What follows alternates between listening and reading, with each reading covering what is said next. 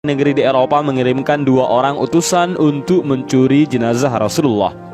Kedua orang itu menyamar sebagai jemaah haji dari Andalusia yang memakai pakaian khas Maghribi. Keduanya pun ditugaskan untuk melakukan pengintaian untuk mencari kesempatan mencuri jasad Nabi Muhammad SAW.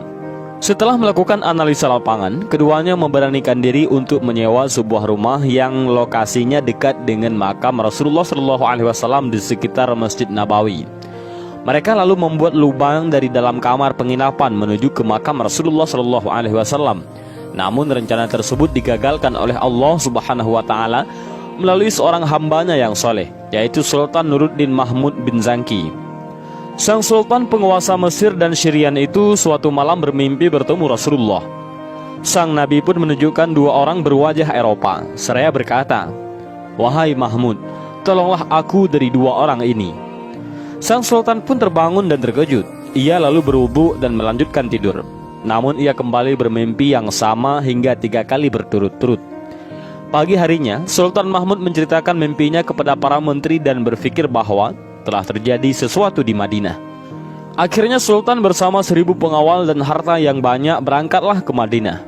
Sesampainya di Madinah, ia segera salat di Raudhah, lalu menziarahi pusara Rasulullah SAW. Sultan duduk termenung di depan pusara Rasul. Segera setelah itu, Sultan memerintahkan agar seluruh penduduk Madinah berkumpul, terutama penduduk dan peziarah di sekitar Masjid Nabawi. Sultan lalu membagi-bagikan hadiah pada setiap orang yang datang dengan harapan bisa bertemu dengan 2 orang yang dilihatnya dalam mimpi itu. Namun sayang, ia tidak bertemu dengan 2 orang yang dicarinya itu. Sultan Nuruddin lalu berkata, "Apakah ada yang belum mendapatkan hadiah?"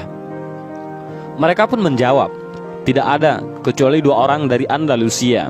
Keduanya tidak mengambil sedikit pun karena tengah khusyuk beribadah di Raudhah dekat makam Nabi." Setelah dijari, kedua orang itu segera dihadapkan kepada Sultan Nuruddin untuk diinterogasi. Pada awalnya, mereka mengaku sebagai peziarah muslim dari Andalusia. Namun wajah mereka terlihat gurat-gurat ketakutan dan jawabannya pun berbelit-belit. Untuk mendapatkan